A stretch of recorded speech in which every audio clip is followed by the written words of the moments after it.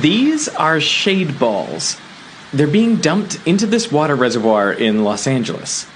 And contrary to what you may have heard, their main purpose is not to reduce evaporation. So what are they really for? To find out, I'm visiting the largest collection of these balls anywhere on Earth at LA Reservoir.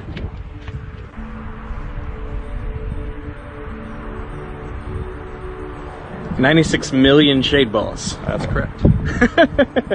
96 million. It's very rare for you to see 96 million of anything. Yeah. This is your life vest, which you are required to wear. All right. Throw a leg over and climb on in any way you can. There you go. Looking at this, I had so many questions. Like, why are they black? Are they safe to have in drinking water? How much do they cost?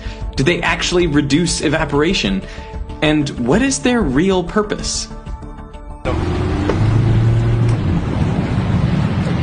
it hard to drive in shade balls? It is very hard.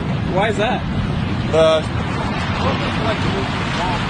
These are actually partially filled with water. And the reason they're filled with water is that at LA Reservoir we have some really high winds. And so, if we didn't put water in these things, there'd be balls bouncing on the 5 freeways people drive down. They'd be all over the place. So these keep the balls in the reservoir, and if they do start to roll, they kind of wobble because the water makes them uneven. But that makes them significantly more difficult to push out of the way, especially when they form close-packed crystal-like structures. Behind the boat, the balls quickly come together in our wake, and some, close to the motor, are pulled along with the boat.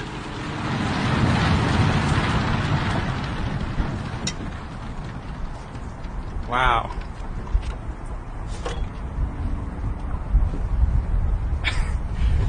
What did you think the first time they suggested doing this, or when it first came in? Yeah, it was a little out there. Did you think they were nuts? No, not nuts. Well, it looks absurd. It's like we're in the world's biggest ball pit. Right, yeah, that's what it looks like. Yeah, you can't tell by standing here that we're actually floating over, I think it's probably 40 feet right here, 40, 50 feet deep below us. And you can't even see any water. You'd think it was a joke, right? Like if you didn't know, you'd be like, no, you're not. That's you're a green screen or something, right? Yeah, it's fake. So like when I switch on my tap at home, is the water coming from here? Yes. Sometimes. Yes, Or always. Most of the time. Yes. Most of the time the water's coming from here. Absolutely nuts. So why is LA Reservoir covered in shade balls? Well, the problem all started with bromide. Bromide is a naturally occurring substance. It's associated with salt water, and so normally places like the California Aqueduct that comes down from the Delta, you get some saltwater intrusions. You have some bromide in the water. Bromide's harmless, and it's almost impossible to remove. But when you disinfect the water with ozone, that bromide becomes bromate. And bromate's carcinogenic. And so around the year 2000, they wrote regulations regulating bromate. And the regulations basically said, if you have a treatment plant that uses ozone, then you have to watch your bromate formation and be careful not to form too much. So the only place we ever measured bromate was at our filter plant. And the results were always within the 10 micrograms per liter limit set by regulators. So they were confused when they got a call from one of their customers, a beverage company in LA. They said, we have some really high levels of bromate showing up. Are you aware of this? And we said, well, we don't show anything. But between the filtration plant and the customer was the reservoir. So they did some tests. Almost immediately upon coming into this open reservoir, the bromate levels jumped. It turned out that bromide with chlorine, which was supposed to be safe, in bright sunlight formed bromate even more than ozone did. And so we made this unfortunate scientific discovery that actually was not part of any regulatory scheme. And so here we are at the reservoir. We have water source that's got bromide in it, harmless. We have chlorine, we have to have the disinfected water. And we have sunlight because it's open. The only choice we have is to remove sunlight. So we looked at all sorts of things. We looked at floating tarps across the water. And normally you put a floating cover on the water, but that's a multi-year project. And so we said, well, can we manufacture these kind of trampolines with like PVC pipe? And we said, well, they're just going to become bird perches and we'll have a big water quality problem. And so then we knew we had high-density polyethylene pipe, which is used in the water industry, and we know that it floats. We at one point thought about, can we just float a pile of pipe across the surface? Well, that's hard to do and very expensive because it's a lot of material. So maybe we could take some pipe and run it through a chipper, and we can make a debris field across the surface, like the back corner of a lake somewhere. But then you have all this mushy, warm water with plastic floating on the top. That sounds like a petri dish. And so, lo and behold, Dr. Brian White did some research, and he found the shade ball. Except they weren't called shade balls at the time. This product existed, and they were called bird balls. And they used it on ponds that had mine tailings where they didn't want waterfowl to go and get poisoned, and also around airports where there were ponds, and they wanted to keep the waterfowl off so that they didn't take off and get into jet engines. They'd actually done wind tunnel testing, and they had blew 50, 60 mile an hour winds across to see how they'd behave. But they were really made to deter birds and wildlife from sitting on the water. Did there used to be birds landing here more? Absolutely. Yeah? Yes, yeah. Once we deployed these balls, all the birds were gone. They used to just hang out, right? Loiter at the curbs. Yeah, they'd be all over the You'd see top of the dam. bird droppings. They'd be down at the outlet tower. They'd be everywhere, but we don't get them anymore like we used to. But before being added to the reservoir, the shade balls had to be tested. Would they actually reduce the formation of bromate? And we bought 3 kiddie pools, 3 little inflatable kiddie pools. And we filled them all with the reservoir water. One was in the sunlight, one we put a tarp on, one we put shade balls on.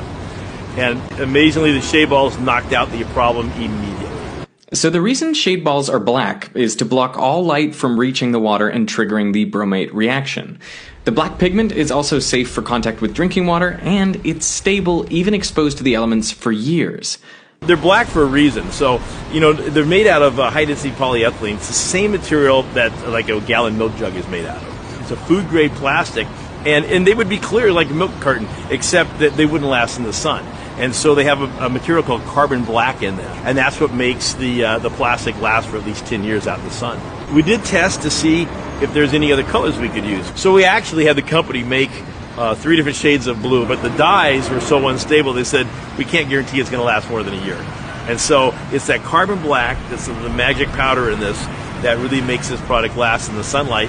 One of the concerns that people raised to me when we first put these on was that, are they going to get hot and then leach material out?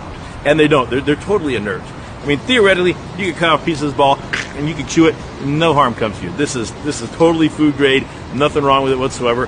What's it like driving through these things? It's difficult. As you can see, we've been sitting here for, I don't know how long, quite a while, and there's a breeze, and we haven't moved. I mean, anybody that knows that's been on a boat in a lake, if there's a slight breeze and you're on a boat, you're drifting, right? Not here. This thing, they're just stable.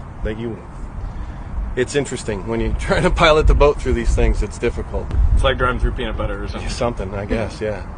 Not that I've ever done that, but... Blocking sunlight from the reservoir also provided additional benefits. One of the reasons we put so much chlorine in was to control the algae growth, but sometimes you still couldn't control it. There were times years ago in the summer where if we had an algae outbreak, you might actually, if you filled a bathtub up, it might have a slight tinge of green. I mean, it may be healthy to drink, but it might have a slight tinge of green from the algae. See a bit of algae. Yeah, and it's just discoloring the water. That no longer occurs. So with the sunlight gone, the algae problem's gone. We put in basically no chlorine. We've only had a few times since the shade balls went on LA Reservoir that we've added any chlorine at all. And we used to do half the chlorine in the whole water system went into that reservoir just to control algae growth. But the big concern I had was evaporation. When I first heard about these black plastic balls reducing evaporation, it didn't seem to make any sense. I mean, wouldn't they absorb more energy and so heat up the water, leading to faster evaporation? It turns out the answer is no for a number of reasons. In an open reservoir, there is more exposed surface area where water molecules can escape into the air. Plus, there is greater airflow over the water surface, continually removing the layer of moist air and replacing it with drier air, increasing evaporation. Now, the shade balls do absorb more energy and get hotter on top, but the bottom of the balls stays cool. Plus, the balls contain mostly air, which is a good thermal insulator, and so not much of the heat is transferred through to the water. It's almost like a double pane window. You get that air gap in there, and the air acts as an insulator, and so the sun never hits the water. Matter of fact, we've actually done some measurements, and it's actually cooler under the shade balls, even though they're black, than it is without the balls, just with the sun itself. So the balls actually have a slight cooling effect. So for all of these reasons, shade balls reduce evaporation by 80 to 90%. That's pretty significant for a dry climate like Los Angeles. How much do they cost? These run around $3 for $1. I think we paid 33, 34 cents a piece, something in that range. So, and they actually will have a salvage value, not that much, but if we go to remove them, they're recyclable material. So, but we figured that over the life of the balls, between the savings in chlorination, and the chemical savings, and the savings in evaporation, probably at least half the cost of the balls will be paid for. And so, I mean, of course, the water quality benefit is immeasurable, but even the balls themselves will save money doing what they do.